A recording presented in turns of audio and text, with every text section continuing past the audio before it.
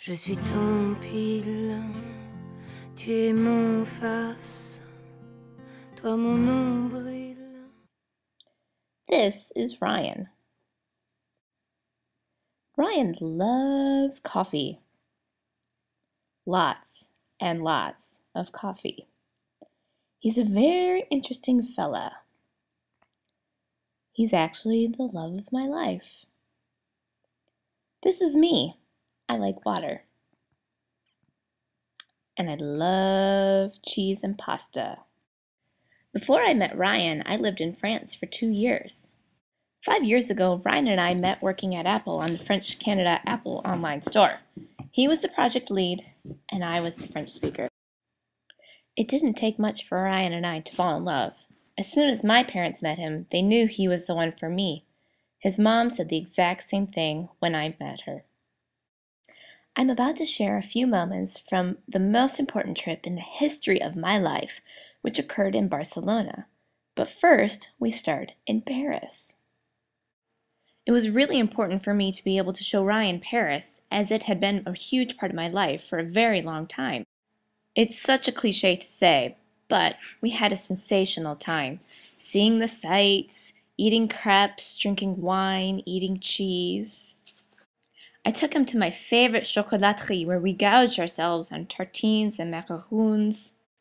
To be perfectly honest, I really thought he was going to propose to me in Paris. It would have been storybook perfection. The last night we were in Paris, we were walking along the River Seine. We had purchased a bottle of wine and came across a willow tree.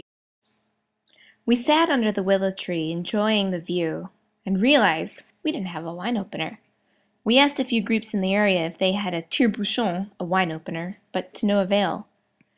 No wine for us under the magnificent willow tree at the point on Ile Cité sur la Seine.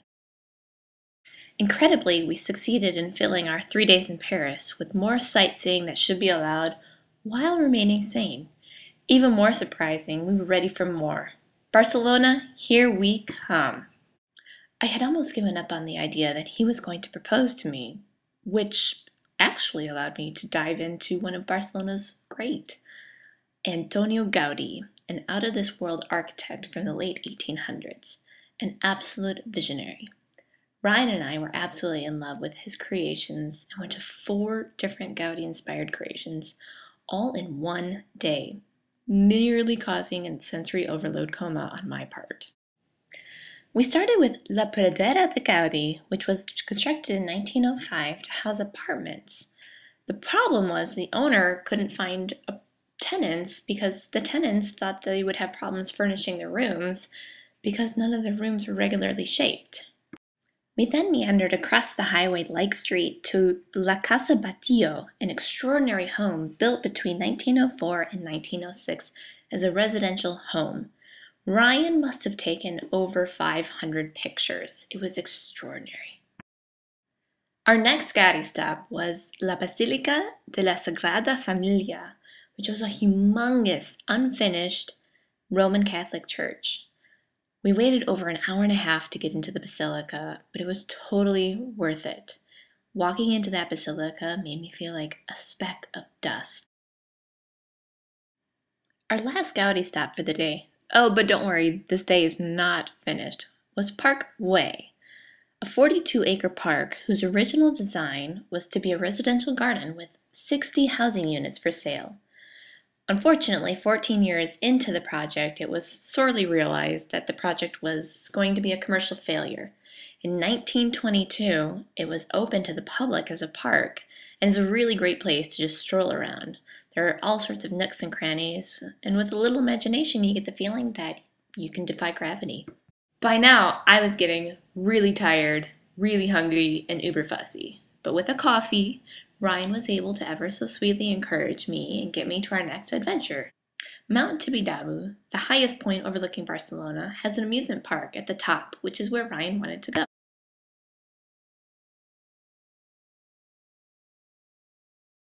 It wasn't easy getting to the top. We had to take a bus to the trolley stop, then we took the trolley up one part of the mountain, then a funicular rail car for the last leg of the hike.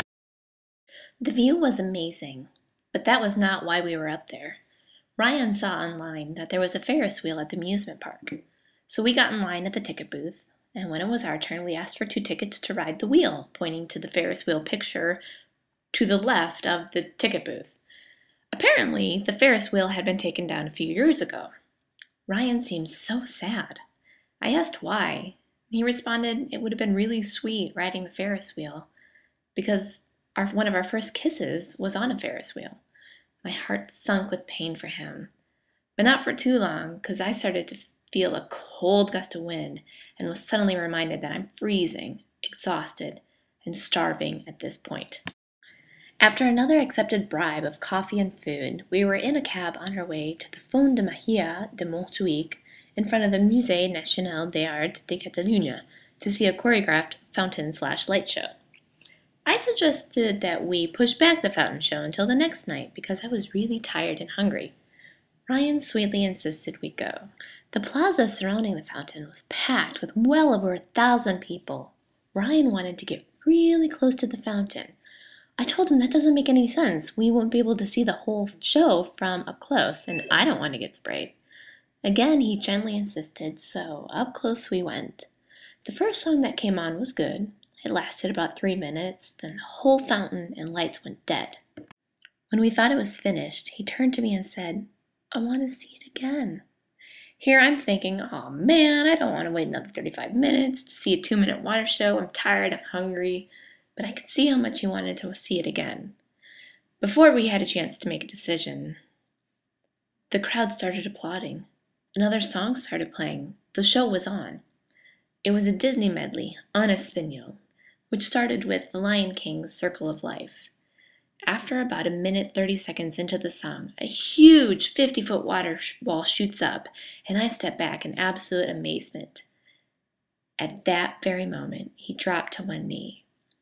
He said the past years have been magical. He loves me more than anything and wants to spend the rest of his life with me. And he asked him if I would marry him. And of course, I said yes with all my heart. We continued our celebration with a bottle of cava and a wonderful dinner on the port.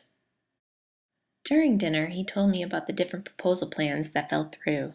The willow tree on the Seine, the Ferris wheel.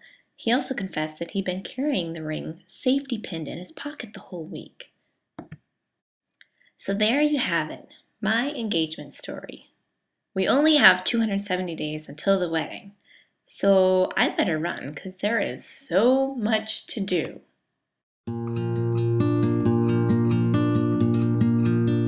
On me dit que nos vies ne valent pas grand-chose, elles passent en un instant comme fanent les roses. On me dit que le temps qui glisse est un salaud, que de nos chagrins il s'en fait des manteaux. Pourtant quelqu'un m'a dit que tu m'aimes encore. C'est quelqu'un qui m'a dit que